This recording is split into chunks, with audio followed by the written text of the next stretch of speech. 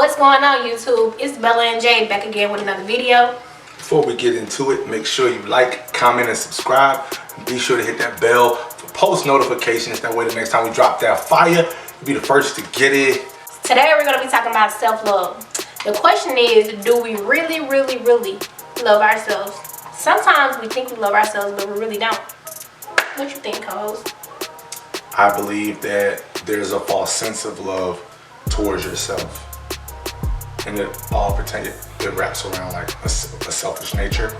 Like you providing yourself with certain things.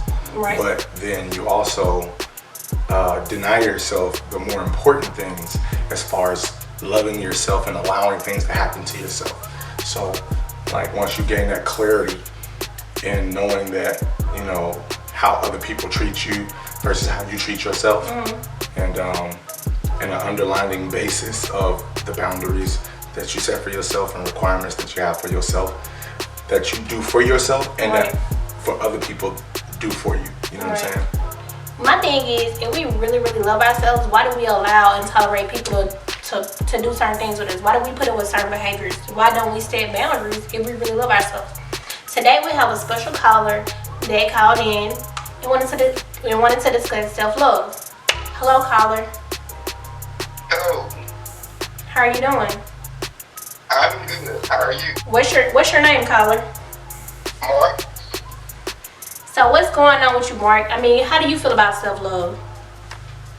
Well, what I feel like self-love is, I think that most people don't know how they feel about self-love. We really, truly don't love ourselves when we actually let people treat us any kind of way. You know, but what I'm saying is I believe that if we respect ourselves more and treat ourselves to the point to where we don't let anything bother us, then that goes to show us that we'll start loving ourselves. Right. I know earlier you called in and we had a conversation and you were saying that sometimes you find yourself letting people mistreat you because you feel guilty. Why is it that you feel guilty enough to let somebody mistreat you? Well, the first thing comes to mind, you know, for myself is, you know, I feel like it makes them feel better. But knowing that it don't make me feel better, you know, but to allow people to actually treat you that way, you know, you really don't care for yourself as much as you think. So what? I think that's a powerful statement right there, because on a lot of our podcasts, I preach placing God first and then loving selflessly. And the part that we miss out on a lot is if you're staying in your lane and doing what you're supposed to be doing, and that life partner that you're supposed to have in your life is staying in their lane and doing what they're supposed to be doing, right? If you're being selfless in your love and they're being selfless in their love, your lanes cross, because you're both keeping God first and you're both loving each other the way you're supposed to be loved. But where I see the big disconnect that is when one person is selfless with their love and the other person is selfish in their actions.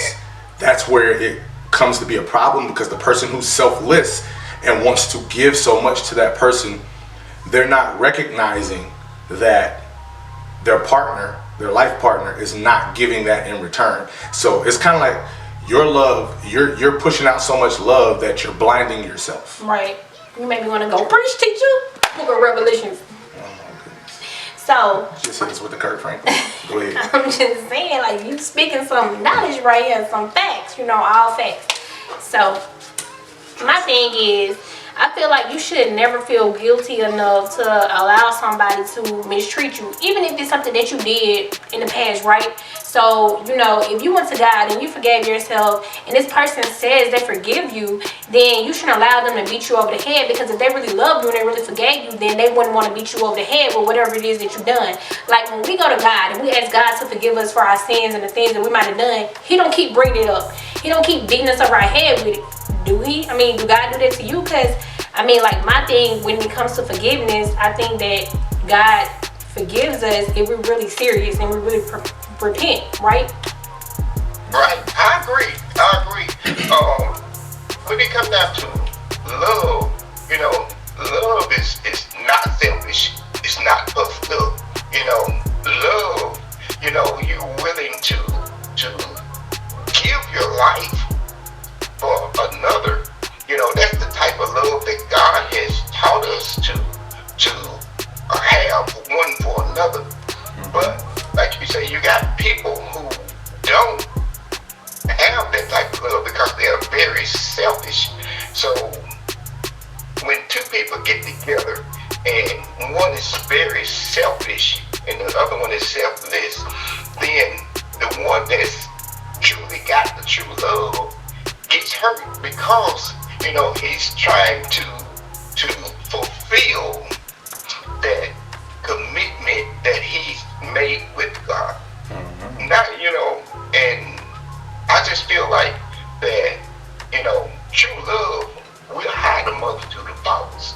Right. Or we what's the word? We make up excuses for others. Let me ask you this question.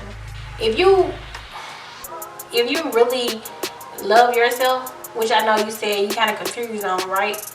Then why is it that you will allow somebody to consistently hurt you? You know what I'm saying? Like, if whatever you done to them, you forgave yourself, why don't you look, or the question is, I guess I need to ask is, how long will you allow someone to hurt you? Because you said you feel like you're guilty to a default or to a degree, so you want to allow them to do things to get it out their system. But how long do you allow somebody to hurt you before you say enough is enough? That's a good question. That's a really good question. I don't know. I don't have the answer to that one. But I do know that there comes a time in a person's life when they do know it's enough. And hopefully that it does not get to the point to where you become bitter. Right. But I mean, it's hard not to come. But it's hard not to come bitter if somebody is constantly being mean or mistreating you. You know what I mean? Yeah. I think that ultimately everybody is like, no two people are really the same in all aspects, right? So everyone has a different tolerance level, right? Everyone has a different tolerance level, and everyone has a different patience level. So some people may be a little more patient. Some people may just sit back and wait and try their best to say, this person is going to change. I know they love me in their heart deep down, even though it might not seem like that's what they really are, what they show me, but I know I could feel it. You know what I'm saying? You could give yourself a false sense of hope ultimately, and then prolong that relationship or whatever's going on in that situation until you ultimately realize it. It might just take one day for you to wake up, and it might be one of the situations to where someone else might know about your situation and they pull you to the side and say, hey, you're in a bad situation, you need to get yourself out of this. But you gotta listen or want to hear it or want to get out. So your ears have to be open and to receive that message. Maybe God sent that person to you to deliver that message. You know what I'm saying? Or whatever the case may be. If we believe in God like we say we do, and we have faith in God like we say we do, we have to believe in God enough to know that He don't want us to hurt and He don't want us to go through certain things. Like, how long does it take us to set boundaries for ourselves to know that enough is enough? Like, why do we allow the things that happen? I mean, in your relationship or your situation, how long do you think it's going to take for you to set boundaries? Well, in my relationship, I think I have reached that point to where I have set boundaries now, because the more I allow myself to be hurt, it really pushes me away from that person, and it really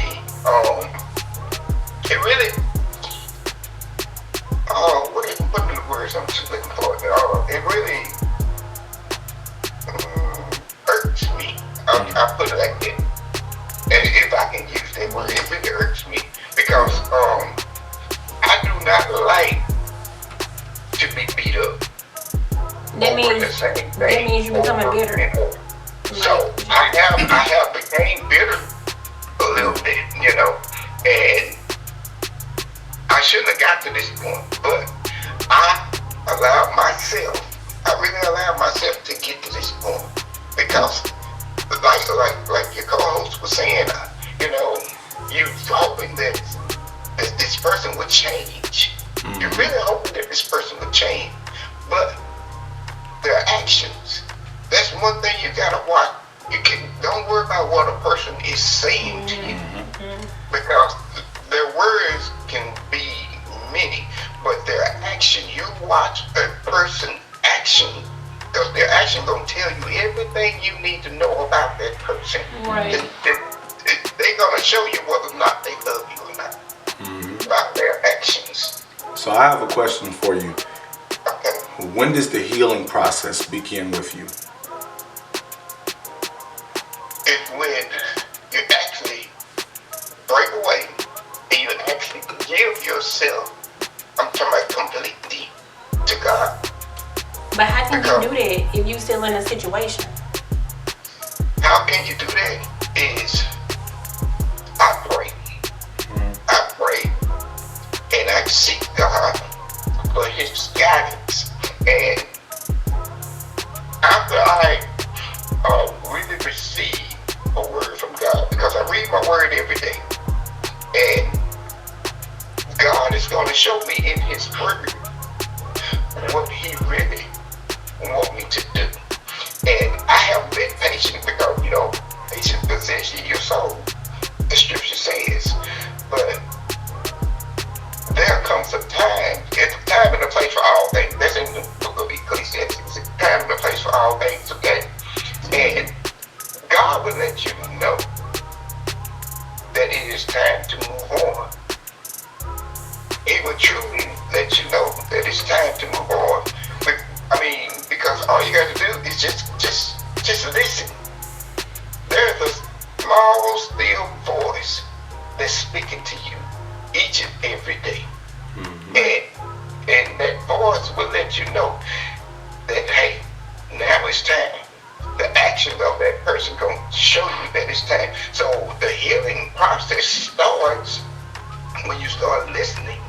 I've come to the point to where I don't let anything bother me. Because of the grace of God, God has given me the strength to hear and not hear. So To do. that's a powerful point right there. But it all stems to an idea that once you've established boundaries for yourself and you set requirements for yourself, it's all about respecting yourself, drawing a line in the sand. This ends here. Makes sense? So ultimately, you're going to give some people leniency depending upon the situation. And if you allow for that relationship to overshadow what they're doing to you at that moment, like say for instance, I explained this to my co-host the other day. I take my heart out of my chest and I hand it to you and I entrust you with it. You take it and you do whatever it is that you want to do with this heart of mine. At that moment, I have to take it back from you sometime in order for it to heal properly. Right. Because it can heal. That woman or that man can wake up every morning and stab you right in your heart with something that they say or an action that they do. Right. And as long as they hold your heart, you have no control over the healing factor. Right. Right? Makes sense? That makes sense. So as long as they got a hold on it, and a hold on you, whenever they feel like poking and prodding and stabbing or doing whatever they want to do with this heart at this moment, it's at their disposal. Right. You gave it to them to do such. So you have to be able to entrust someone that's very, very, very important to you, that you can uplift in your life and that you can hand your heart to and say, I entrust you with this. Right. Take care of it. Yes. And they should be able to do the exact same thing to you. Right. Yes. And also, you said something about hearing, and I believe that, you do hear and God do give you a voice, but you also got to be accepting of that voice. Sometimes even when he give you that voice and you still not listening, God send other people to you and still tell you, and it's confirmation after confirmation after confirmation, but we still ignore it, you know. So you gotta be able to accept what God is telling you, because sometimes, like you said, in a person's actions, they tell you, they show you. Perfect example. All day. Perfect example. Jesus told, oh boy, you will deny me 3 times. He told him before it actually happened, and guess what happened? He still denied him 3 times. Right. Like somebody told you the future and you couldn't prevent it from happening. It happens all the time. You see what I'm saying? Yeah.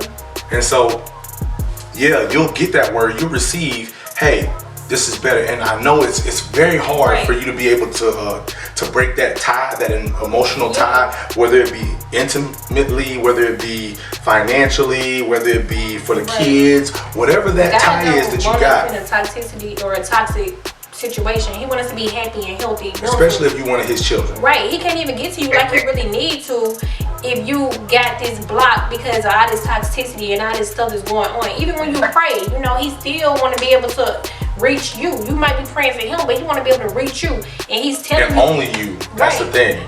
But he's telling you things on a consistent basis, but you're not really listening as if you have faith. Also, this is my question for you. What do you feel like your biggest downfall is when it comes to self-love? My biggest downfall is I really don't respect myself as much as I should. That's my biggest downfall. And another thing is I'm a very caring and giving person. I give too much. Right. That is one of the greatest downfalls that I have, because I care more about someone else than I do for myself. And you know what? I appreciate you for, you know, being honest and saying that. It means a lot, and that's true, you know. But I feel like, not disagreeing with you saying, because, you know, that's true. That's for you. But I feel like our biggest downfall as people is loving the next person more than ourselves. Putting them and their feelings before ours. How can they're not doing it for you? Right. How can we truly love ourselves when we're putting somebody else above us and they're hurting us? You see what I'm saying? And they putting themselves above you. Right. So it's like, you know, they're on the pedestal, but you're not on the pedestal with them. Because when you're in a relationship, regardless if it's a situationship, a marriage, any type of commitment, even if it's family and friends, if everybody giving the same love and the same respect and the same percentage when it comes to loving and being selfless, then guess what you got? You got a good connection. You see what I'm saying? Everybody's loving each other and supporting each other the way God would want us to. And a big positive that I talk to my co-hosts about when we're just dealing with clients, or if we're just having, you know, open discussion, dialogue about just real stuff in life. I always say, I always preach to push a positive message to your significant other, no matter what, because we always find it very easy. If say for instance, if you have a wife or a significant other and she left a tampon in the sink or something, you know, which is something she rarely does, but she did it.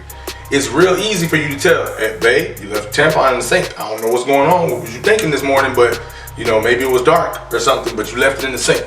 So it's really easy for us to make corrections, you know, to tell somebody that they did something wrong. So why is it so hard for us to tell somebody something good? Right, when they do something it's right. Like, it should be like second nature to you. Yeah, to just show appreciation. Yes. Exactly. I agree. I mean, we should be speaking affirmations to each other every day. Anybody that you love, you should be speaking affirmations over them and to them on a daily, consistent basis. This is what I need for you to do for me. I got 3 things that I want you to say every day. The first thing I want you to do is ask yourself, am I treating myself with love? Because it's important for us to love ourselves and treat ourselves with love. Like, we'll go out here and we'll get a nice car, something that we want, and we'll make sure, you know, nobody eats it and nobody disrespects it, or do all these things. We'll make sure we keep the oil change. We'll do all this stuff, but then we won't even do this for ourselves. we'll put somebody else before us. But if you really love that car, or you love yourself like you love that car or your house, and treat your items the same, why can't you treat yourself the same? So it's important for us to ask ourselves every day, am I treating myself with love? That's the first thing I want you to ask yourself.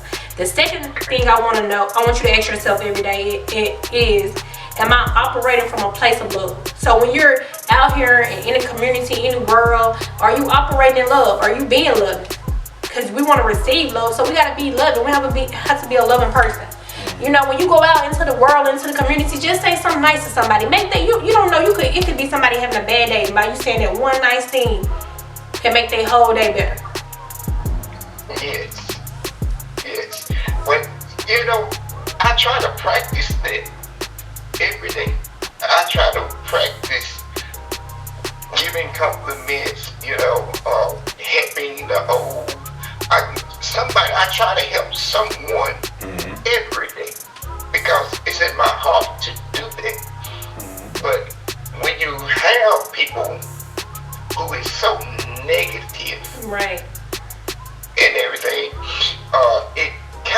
it kind of makes you hesitant, right, a little bit and everything. So, and hopefully I'm saying that right. It makes you a little hesitant. Because you kind of don't want to you want that rejection. Yeah. But at the end of the day, don't worry about the rejection. If you hold the door open for a lady and she doesn't say thank you, hey, you know what? You still did your side, deed, right? Because it's coming from the heart. That's just like if you believe in God and God is your savior, right? And somebody says something negative about him every day, is that gonna make you change your mind? No. Exactly. So you have to have the same faith in who you are and what your goals are and what you're trying to do. The third thing that I need for you to do is ask, am I giving and receiving love? So when you do those three things and ask yourself those three things every day, I feel like it'll help you on your journey. I agree. If you have your significant other and you're doing all these things that we are talking about, right, giving affirmation, and you tell them how beautiful they are, you're precious to me, I love you, and they turn around and ask you, how do you really handle that? Excellent question. I knew you was gonna ask that because that goes hand in hand with when to let someone, how it's like confirmation to you as far as when you know when to really let them go, right? And I can tell you I've struggled with that over my life. Okay, I've struggled with that over my life in relationships that I've had, to where instead of me acknowledging what the problem was and then sitting down and having a mature conversation with that significant other, I chose to just be like, you know what, I'm out. I don't gotta deal with this. Let me ask you a question. Oh, go. I'm sorry. And it's wrong to do that, but at the end of the day, you have to be able to put your big boy britches on, pull them to the side, sit them down, let them start out with positivity and say, I love you, this, that, and the fourth. You speak positive affirmations to them, and then you let them know, this is troubling me. This is something that's weighing heavy on my heart. This is something I feel I need that we need to discuss. And then you go in and you tell them how you feel. At the end of the day, you not only do you tell them how you feel, but you end it with a game plan. This is something that needs to change with us, because I don't know how much more of this that I could process. Right. Make sense? Right. You don't necessarily have to give them a time frame, but you just let them know, if I'm not seeing some change within a period of time to where I feel comfortable with, I'm gonna have to remove myself from the situation, because at that time it's not healthy for me. Right. You know what I'm saying? Yes. So let me ask you a question. You got a job, right? Yes. So why is it that you go to work every day? Why is it that I go to work every day is, first of all, is to take care of myself. Second of all, is to make sure that my bills and stuff is taken care of. Make sure my family is taken care of. A man's supposed to go to work and he's supposed to take care of his family. That is a man's job. That is his duty. You know, So basically, you go to work to make money, right? yes. So if you went to work, right, and you put in all this hard work, and the job didn't pay, or the job kept giving you the runaround, or the job kept treating you bad, what do you do typically? Oh, I'm leaving. I'm gonna leave and go find me another job. Find you another job. How long is it? Are you gonna stay on that job before you decide to leave?